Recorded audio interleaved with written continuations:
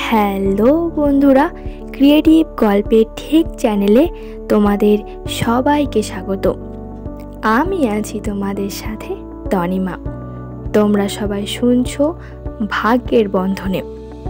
আর আজকের পর্ব হলো 3। তাহলে চলো বেশি দেরি না করে আজকের পর্বটা শুরু করা যাক।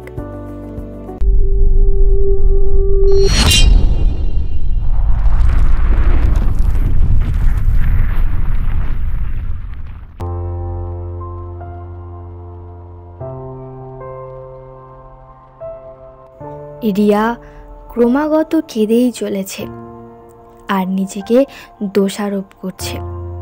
রিয়া, হায় ভগবান, তুমি আমার এমন সর্বনাশ কেন করলে? সৌগতর সঙ্গে শুধুমাত্র তুমি বন্ধুত্বই করাতে পারতে, তাহলে তো আমাকে আর ওর জন্য কাঁদতে হতো না। দরজায় টোকা পড়ল। সুস্মিতা দেবী। কি করছিস মা? দরজাটা খোল, তুই স্নান কর, না হলে যে আমার বান্ধবী চলে আসবে। আর তোকে এইভাবে দেখলে কি তার ভালো লাগবে? নাকি তুই স্নান করতেই ঢুকেছিস? রিয়া চোখের জল মুছে, না না, আমি এখনো স্নান করতে ঢুকিনি, এই তো এবার ঢুকবো। তুমি যাও, আমি একেবারে রেডি হয়ে আসছি। মনে মনে বিড়বিড় করতে থাকলো, আমি ভুলে যাব, আমার অতীতকে আমি ভুলে যাব, আমি কিচ্ছু মনে রাখবো না, শুধুমাত্র বর্তমানকে নিয়ে আর ভবিষ্যৎকে নিয়ে ভাববো। বেলা 12টার সময়। রিয়া শাড়ি পরে সেজে গুজে বেরিয়ে এলো। সুস্মিতা দেবী, বাহ বাহ, আমার মেয়েকে তো আজকে যেন ডানা কাটা পরি লাগছে। রিয়া, ধন্যবাদ। তোমার বন্ধু কখন আসবে? সুস্মিতা দেবী, এই তো এসে গেছে, আমাকে ফোন করেছিল। তোর বাপি অফিস থেকে চলে আসছে, উনি একেবারে ওনাদের সঙ্গে নিয়ে আসছেন। মনে মনে, বাবা, মেয়ে ওদের কথা জিজ্ঞাসা করছে কেন? তাহলে কি সৌগতর ভূত মাথা থেকে নামলো? সৌগত কি তাহলে ওকে সবটা বলেছে? হ্যাঁ, মনে হয় বলে দিয়েছে। যাই হোক, আর কোনো চিন্তা নেই। 12:30। দরজায় কলিং বেলটা বেজে উঠল। সুস্মিতা দেবী, যাই যাই, একটু অপেক্ষা করো। ও মা, পল্লবী, এসে গেছিস? পথে আসতে কোনো অসুবিধা হয়নি তো? পল্লবী, না না, কোনো অসুবিধা হয়নি। আর সব কথা কি তুই এইভাবে বাইরে দাঁড়িয়ে বলবি? ভেতরে ঢোকাবি না আমাদেরকে? সুস্মিতা দেবী, হ্যাঁ অবশ্যই, আয় আয়, তোর ছেলে কত বড় হয়ে গেছে, আর কি সুন্দর দেখতে হয়ে গেছে, একেবারে রাজপুত্রের মতো। পল্লবী একটু ব্যাকা হাসি হেসে, তা হবে না, ব্যাঙ্গালোরের মতো বড় হসপিটালের ডাক্তার যে। সুস্মিতা দেবী, হ্যাঁ সেই, তুইও পড়াশোনায় ভালো ছিলিস, তোর বড় ডাক্তার, ওই জন্যই তো তোদের ছেলেটা এত ভালো পড়াশোনায় হয়েছে। তা তোমার নাম কি বাবা? রাজ।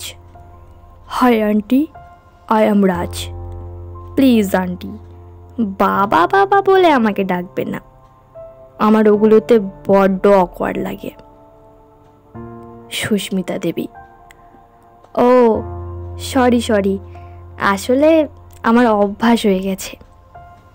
পল্লবী, চেঞ্জ করে ফেল, আমরা দুজন গ্রামে পড়াশোনা করলেও আমি তো চেঞ্জ হয়ে গেছি, দেখ তুইও চেঞ্জ হয়ে যা। আর গাইয়া গাইয়াদের মতো কথা বলিস না তো।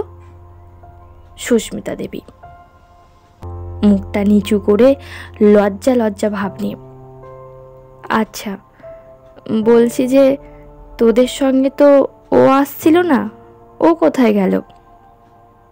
পল্লবী কি তোর বর? অফিস যাচ্ছি বলে আমাদেরকে ড্রপ করে দিয়ে আবার গাড়ি ঘুরিয়ে নিয়ে চলে গেল।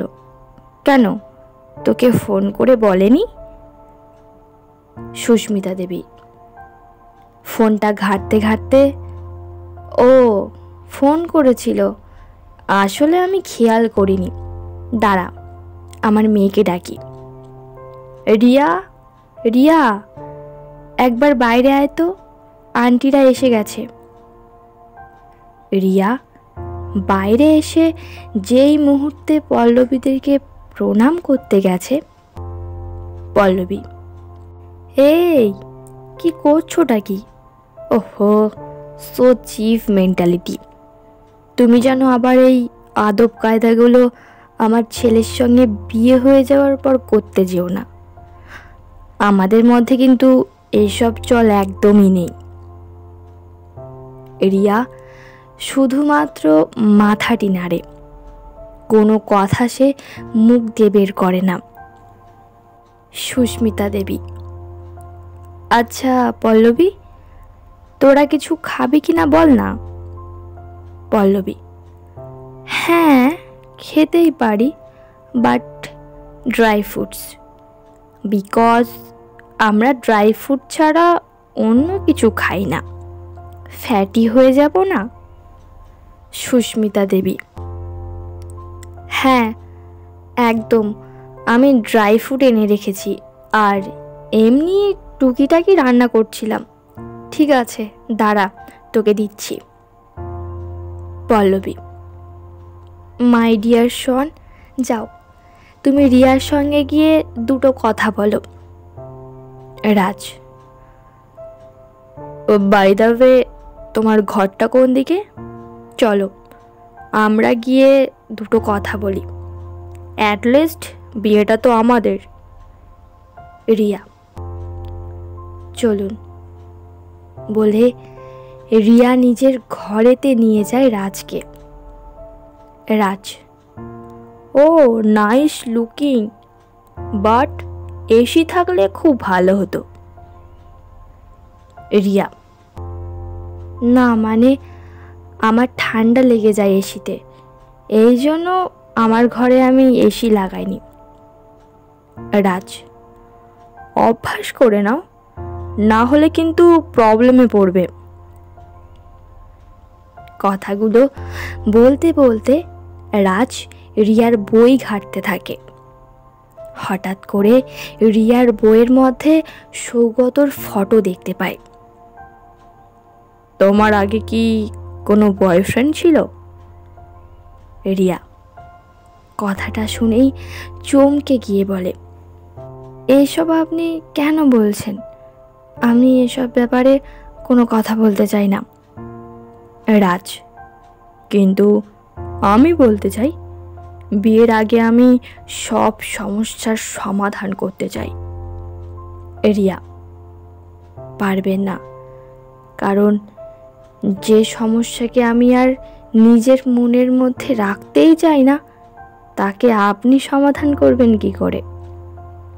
রাজ আমার জানাটা খুব দরকার, তুমি কি আমায় বলবে, নাকি আমি তোমার বাবা মার কাছ থেকে সমস্ত কথাটা জানবো?